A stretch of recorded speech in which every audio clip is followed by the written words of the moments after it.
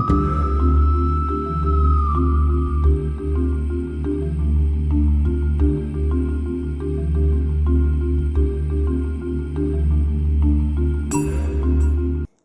सुस्वागतम, वेलकम। मैं निधि शुमाली आपके अपने इस YouTube चैनल में आप सभी का स्वागत करती हूँ। आज मैं आपके सामने धनु राशि वालों का नवंबर माह का मासिक राशिफल लेकर उपस्थित हुई हूँ। और सबसे पहले जान लेते हैं इस माह में आने वाले कुछ प्रमुख त्योहारों के बारे में। 2 नवंबर को अक्षय नवमी आ रही है, जिसे हम आंवला नवमी के रूप में जानते हैं।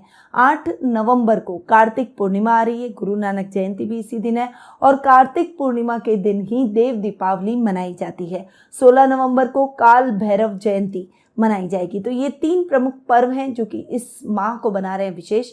अब जान लेते हैं कि ग्रह गोचर की स्थिति के हिसाब से ये माह किस प्रकार से विशेष रहने वाला है। तो सबसे पहले बात करते हैं ग्रहों के राजा सूर्य की, जो कि वर्तमान में अपनी नीच की राशि तुला में विराजमान है और 16 नवंबर को वे अपनी सम राशि वृश्चिक में प्रवेश कर जाएंगे। बुध ग्रह की बात करें तो वे वर्तमान में अपनी सम राशि तुला में विराजमान है और 13 नवंबर को अपनी शत्रु राशि वृश्चिक में प्रवेश करेंगे। मंगल ग्रह की अगर बात करें तो वे वर्तमान में अपनी अति शत्रु राशि मिथुन में विराजमान है और 13 नवंबर को पश्चिमगामी होते हुए वक्री अवस्था में वे अपनी शत्रु राशि वृषभ में विराजमान हो जाएंगे। अब आपके राशि स्वामी पर आए तो गुरु इस पूरे माह अपनी ही राशि मीन में स्वग्रही होकर विराजमान रहेंगे। शुक्र ग्रह की बात करें तो वे वर्तमान में अपनी खुद की राशि तुला में स्वग्रही होकर विराजमान है और 11 नवंबर को वे अपनी शत्रु राशि वृश्चिक में प्रवेश कर जाएंगे।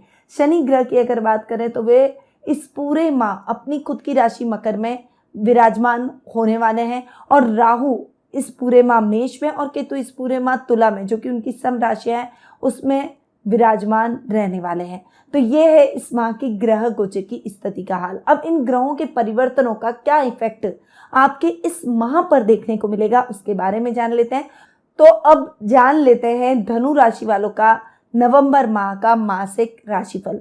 सबसे पहले मैं आपको बता दूं कि ये जो राशिफल मैं आपको दे रही हूँ ये चंद्र गणनाओं पर आधारित है और आपकी राशि और लग्न दोनों के हिसाब से समान रूप से प्रभावशाली भी है। सबसे पहले आपके राशि स्वामी गुरु की बात करते हैं, जो कि आपके सुखेश और लग्नेश दोनों हैं। साथ ही बुध आपके सप्तमेश और कर्मेश है, यानी 4 केंद्र स्थानों के स्वामी केवल 2 है, बुध और गुरु। तो गुरु की अगर बात करें पर्सनैलिटी के भाव के स्वामी है और केंद्र में ही सुख स्थान में स्वग्रही होकर हंस नामक महापुरुष योग बना रहे हैं। गुरु के रिजल्ट आपको बेहतरीन देखने को मिलेंगे। आपकी समझदारी के चर्चे चारों तरफ होंगे, समाज में मान सम्मान बढ़ेगा, आध्यात्मिक भावों में आपका रुझान अधिक रहेगा। इस समय आप अपने घर के बड़ों से भी ज्ञान प्राप्त करने में लगे रहेंगे।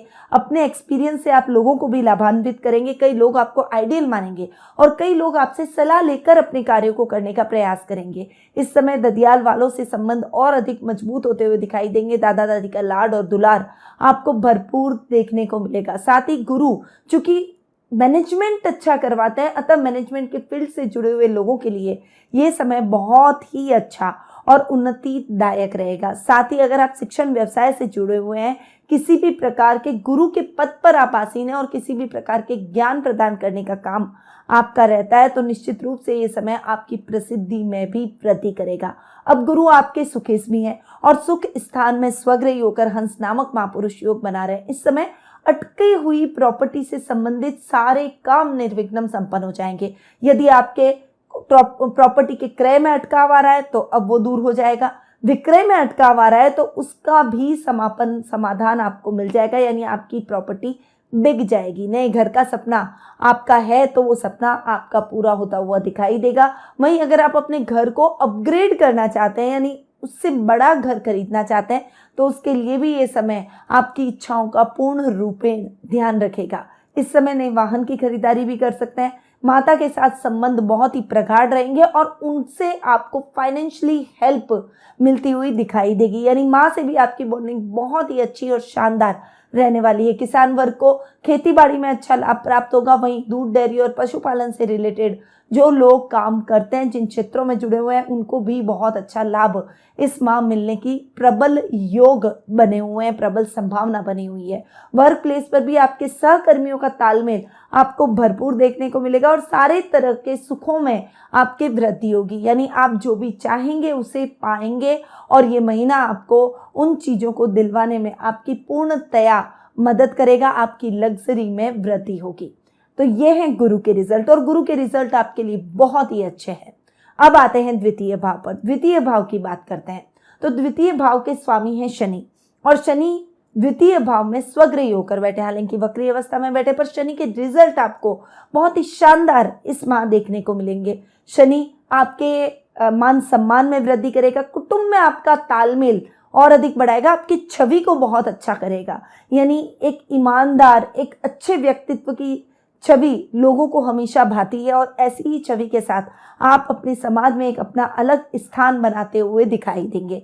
वाणी से आप सबको मोहित करते हुए नजर आएंगे, आउट ऑफ वे जाकर लोगों की सहायता करेंगे, कई रिश्तेदारों की, कोई मिलने वालों की आप सहायता करने से नहीं चुकेंगे, इसलिए वहां पर भी आपका मान सम्मान भरपूर होगा। इस समय आपके अटके हुए सभी कार्य पूर्ण हो जाएंगे। घर में मांगलिक कार्यक्रमों की रूपरेखा रखी जाएगी और घर की महिलाओं के लिए आप गिफ्ट्स की खरीदारी करते हुए दिखाई देंगे। तो ओवरऑल दूसरे भाव के हिसाब से, धन भाव के हिसाब से रोजमर्रा के लाभ में उत्तरोत्तर वृद्धि आप पाएंगे। अब थर्ड हाउस के लॉर्ड भी आपके शनि है, यानी पराक्रमेश भी शनि है और अपने से 12वें तो बैठे हैं पर सेकेंड हाउस में स्वग्रही होकर बैठे हैं। तो बहुत बढ़िया ये टाइम पीरियड पराक्रम के हिसाब से भी रहेगा। पर कभी कभी आपको भ्रम होगा कि आपको जिस दिशा में नहीं जाना चाहिए उस तरफ आप खींचे चले जाएंगे। इस समय आपको बहुत संभल कर रहना है, ऐसा कोई भी गलत निर्णय न लें जिससे आपको भ्रम की स्थितियां उत्पन्न हो और गलत डिसीजन की वजह से नुकसान उठाना पड़े। इसीलिए बहुत सोच समझ के निर्णय करके अपने जीवन की दिशाओं को निर्धारित करें, अपने लक्ष्य को निर्धारित करते हुए आगे बढ़ने का प्रयास करें। गलत संगति आपको गलत राह पर मोड़ सकती है, इसलिए ऐसे लोगों से थोड़ा सा दूर रहने का भी प्रयास करें। राजनीति में आपकी पकड़ बढ़ेगी, राजनेताओं के साथ उठना बैठना रहेगा, जिससे आने वाले समय में आपको काम में उनकी मदद जरूर प्राप्त होगी और उनकी मित्रता का आपको फायदा मिलेगा। इस समय आपके भाई बहनों का पूरा सपोर्ट भी आपके साथ रहेगा, वे आपके पराक्रम को बढ़ाने में आपकी पूर्णतया मदद करेंगे और इससे आपके पराक्रम में दिन दुगनी और रात चौगुनी वृद्धि भी होगी, यानी उनका सपोर्ट, जब परिवार का सपोर्ट व्यक्ति के साथ होता है तो वो व्यक्ति कहीं पर भी नहीं अटकता, बस आगे बढ़े चले जाता है और उन्नति के रास्ते तय करते चले जाता है। अब आते हैं आपके सीधा पंचम भाव पर, क्योंकि चतुर्थ भाव की सुख स्थान की मैं बात कर चुकी हूँ। तो पंचम भाव के स्वामी है मंगल और मंगल वर्तमान के अंदर आपके सप्तम भाव में बैठे हैं। महीने की 13 तारीख तक, यानी 13 नवंबर तक मंगल आपके 7th हाउस में जाकर बैठेंगे। अपने से तृतीय पंचमेश का बैठना आपके पराक्रम में वृद्धि करेगा, परंतु इस समय आपके अग्रेशन और गुस्से को भी बढ़ावा मिल सकता है, इसीलिए स्ट्रेट फॉरवर्ड होने की अपेक्षा बातों को तोल मोल कर बोले। कहते हैं ना कि शब्द अगर मुंह से निकल जाए या धनुष से बाण निकल जाए तो वो पुनः वापस नहीं लौट कर आता, इसीलिए आपको भी शब्दों को बहुत केयरफुली यूज करना है ताकि आपके शब्दों से कोई भी दूसरा व्यक्ति आहत ना हो और इससे आपकी प्रोफेशनल और पर्सनल लाइफ पर बुरा प्रभाव न पड़े। इसलिए तोल मोल कर चलने में ही फायदा है। इस समय आपके संतान संबंधी समस्याएं दूर हो जाएगी। अगर संतान प्राप्ति के योग बने हुए हैं, अगर आपके घर में आपकी वाइफ या आपके पारिवारिक कोई महिलाएं प्रेग्नेंट है तो निश्चित रूप से पुत्र संतान की प्राप्ति आप इस समय करते हुए दिखाई देंगे। इस समय भ्रम की स्थितियों में आपको नहीं पड़ना है। छात्रों के लिए इस समय बहुत संभल कर चलने का रहेगा। इस समय किसी भी प्रकार की भ्रम की स्थिति से बाहर निकले। ग्रुप स्टडी में आपका ध्यान अधिक होना चाहिए और ऐसा ना हो कि कॉन्फिडेंस को आप लूज कर ले कि जब एग्जाम पास में आए तो आपका कॉन्फिडेंस लूज हो जाए। ऐसी स्थितियां आपके जीवन में नहीं आनी चाहिए, यानी आपका कॉन्फिडेंस लेवल बना रहे, इस बात का भी आपको पूर्णतया ध्यान रखना पड़ेगा, ख्याल रखना पड़ेगा। अब मंगल आपके 12th हाउस के भी लॉर्ड है और 12th हाउस के लॉर्ड यानी खर्च भाव के स्वामी अपने से जाकर बैठे हैं अष्टम। 12th हाउस के लॉर्ड का बैठना इतना अच्छा नहीं है। इस समय आपको बहुत संभल कर रहना है, कोई भी कार्य करने में जल्दबाजी नहीं करनी है। जब मंगल 13 नवंबर को राशि परिवर्तन करके आपके षष्ठम भाव में आएंगे तब वे अपने से 7th जाकर बैठेंगे और मंगल अपने ही घर को देखेंगे, यानी उस समय जो टेक्निकल फील्ड से जुड़े हुए लोग हैं उनको विदेशों से अच्छा लाभ प्राप्त हो सकता है। इस समय खर्चों में कटौती हो सकती है। मितव्ययता के कारण आप अपनी बचत योजनाओं की वजह से अच्छा लाभ भी इस समय प्राप्त करते हुए दिखाई दे सकते हैं। सहकर्मियों के साथ आपका अच्छा तालमेल वर्क प्लेस पर देखने को मिलेगा और आपके अधिकारी भी आपके कार्यों की प्रशंसा करेंगे। बस ईमानदारी के रास्ते पर चलते हुए आपको आगे बढ़ना है। धन उपार्जन आपको ईमानदारी के रास्ते पर चलते हुए करना है। ऐसा नहीं हो कि धन कमाने की होड़ में आप गलत रास्ता अपना लें, वो आपको गलत दिशा में ले जाएगा और रिश्वत या फिर आपके ऊपर कोई विशेष कार्रवाई भी उस कारण से घटित हो सकती है, जेल यात्रा भी करनी पड़ सकती है। इसीलिए गलत राह की तरफ मुड़ने की अपेक्षा थोड़ा सा लंबा रास्ता जरूर लें, पर जैसा कि आपने खरगोश और कछुए की कहानी सबने सुनी है, तो आपको कछुआ बनना है न कि खरगोश। कि शॉर्टकट अपनाने के चक्कर के अंदर आप हार जाएं और कई तकलीफों का सामना आपको करना पड़े। इसके बनिस पर लंबा रास्ता जरूर होगा, पर वो आपकी कामयाबी को सुनिश्चित करता हुआ दिखाई देगा। इस समय आपको वाहन चलाते समय भी सावधानी रखनी है और खुद ड्राइव करके हो सके तो लंबी दूरी की यात्रा को तय न करें। छोटी यात्राओं में भी आपको ट्रैफिक नियमों का पालन करना है और सीट बेल्ट, हेलमेट का प्रयोग करते हुए अपने जीवन में आगे बढ़ना है, वाहन चलाना है। चलिए अब आगे बढ़ते हैं और जान लेते हैं 6th हाउस के बारे में, यानी रोग भाव के बारे में। रोग भाव की अगर बात करें, रोग भाव के स्वामी हैं शुक्र, जो कि लाभ भाव में स्वग्रही होकर बैठे हैं। अब शुक्र 11 नवंबर को आपके खर्च भाव में जा रहे हैं। रोग भाव के स्वामी खर्च भाव में बैठकर अपने ही घर को देखेंगे और यहाँ पर जब 11 नवंबर को शुक्र का राशि परिवर्तन और 13 नवंबर को मंगल का होगा, तब ये दोनों एक दूसरे के घर में बैठकर एक अपने ही घर पर दृष्टि डालेंगे। तो निश्चित रूप से ये समय एक दूसरे से बहुत लाभ दिलवाएगा, यानी विदेशी कंपनियों के साथ आपका टाइप हो सकता है, कर्ज की स्थितियों से आपको मुक्ति मिल सकती है।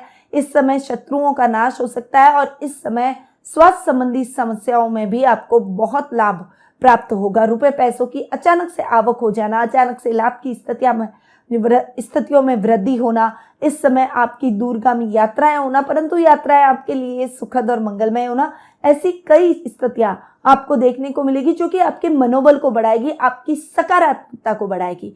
तो मंगल के रिजल्ट आपको 12th हाउस के हिसाब से भी बहुत अच्छे मिलने वाले हैं। खर्च की स्थितियों में कमी होगी। तो शुक्र के रिजल्ट आपको बहुत ही अच्छे मिलने वाले हैं। इस समय शुक्र जब आपके 12th हाउस में जाकर बैठेंगे तो वो विदेशों से बहुत अच्छा फायदा दिलवाएंगे। अगर बहुत लंबे समय से आपके विदेश यात्रा के योग बने हुए हैं तो इन योग को सुनिश्चित करेंगे और आपका ये सपना पूर्ण करते हुए दिखाई देंगे। प्राकृतिक स्थलों की यात्रा होगी। इस समय आप अपनी लग्जरी पर खर्च करेंगे और आपके मान सम्मान और प्रसिद्धि में भी वृद्धि होगी। ये समय कलाकारों को भी अच्छी प्रसिद्धि दिलवाता हुआ दिखाई देगा। तो ओवरऑल शुक्र के रिजल्ट आपको बहुत ही अच्छे मिलने वाले हैं। अब आ जाते हैं आपके सप्तम भाव पर। सप्तमेश और कर्मेश आपके बुध हैं और बुध आपके लाभ भाव में जाकर विराजमान हो रहे हैं। लाभ भाव में वे शुक्र, सूर्य और केतु के साथ में बैठ रहे हैं। अब बुध भी 13 नवंबर को राशि परिवर्तन करते हुए आपके खर्च भाव में आ जाएंगे। तो देखिए सप्तमेश का अपने से पंचम जाकर बैठना बहुत अच्छा। 13 नवंबर तक का समय बहुत शानदार आपके लिए रहने वाला है। व्यापारी वर्ग व्यापार में उत्तरोत्तर उन्नति करेंगे। लाभ की स्थितियां बढ़ती चली जाएगी। बड़े बड़े ऑर्डर आपको व्यापार में प्राप्त होंगे। परंतु 13 नवंबर के बाद का समय आपके लिए इतना अच्छा नहीं है। खर्च की स्थितियां बढ़ सकती है और निवेश अधिक होगा, लाभ कम होगा। इसलिए इस समय आपको अपने व्यापार को रिव्यू करना पड़ेगा कि कहां पर कमी हो रही है, कहां बदलाव की आवश्यकता है।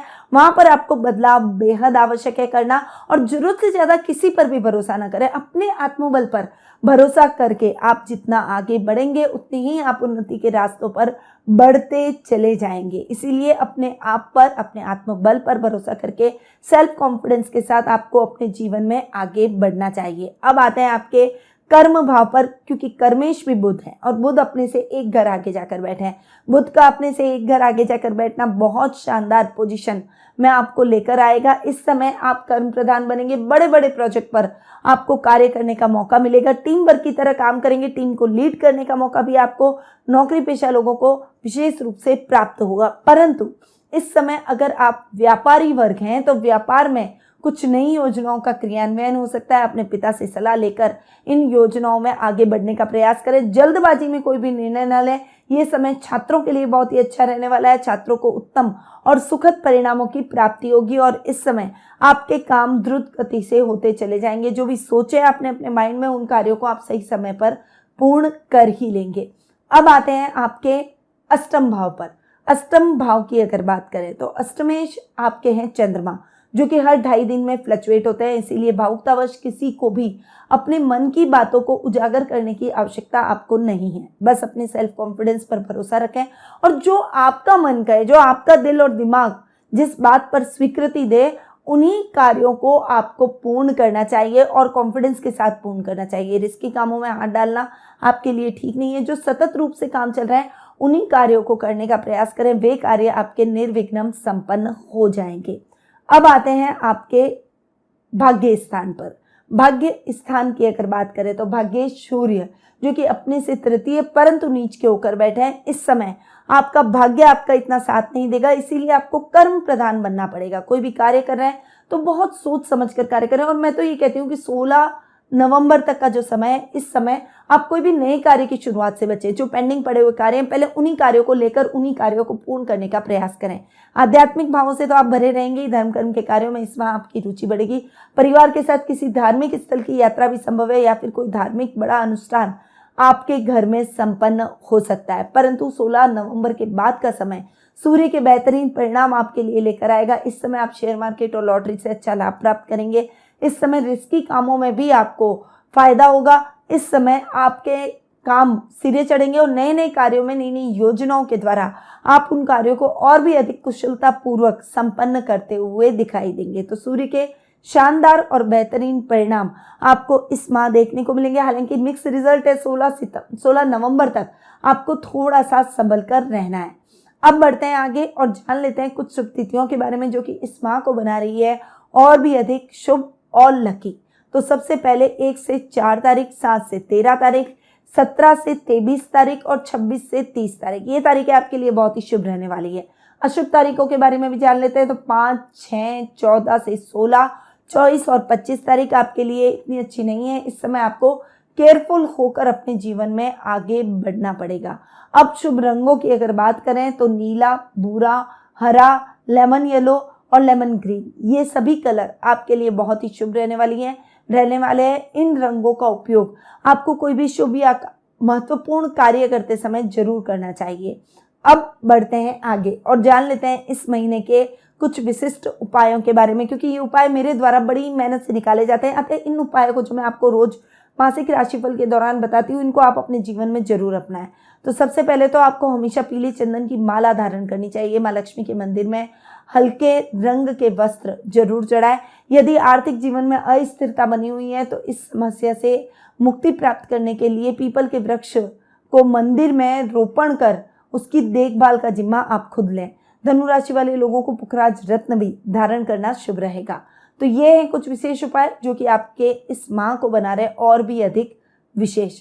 परंतु ये उपाय मैंने दिए गोचर की स्थिति के आधार पर। क्या आप अपनी जन्म कुंडली से संबंधित कुछ प्रश्नों के उत्तर प्राप्त करना चाहते हैं? आने वाले भविष्य को लेकर आपके मन में कुछ प्रश्न चल रहे हैं या फिर जीवन में कुछ समस्याएं चल रही है जिनका समाधान आप ढूंढ रहे हैं, तो आप बिल्कुल सही जगह हैं। आपको कुंडली विश्लेषण के द्वारा मैं आपके टेलीफोनिक अपॉइंटमेंट और पर्सनल मीट के माध्यम से आपके प्रश्नों के उत्तर दूंगी और भविष्य से संबंधित समस्याओं को दूर करने का भरपूर प्रयास करूंगी। तो अधिक जानकारी के लिए स्क्रीन पे दिए गए नंबरों पर जरूर संपर्क करें। अब मैं अपनी वाणी को यहीं विराम देती हूँ। स्वस्थ रहिए, व्यस्त रहिए, मस्त रहिए और सदैव मुस्कुराते रहिए। जय श्री राधे कृष्णा।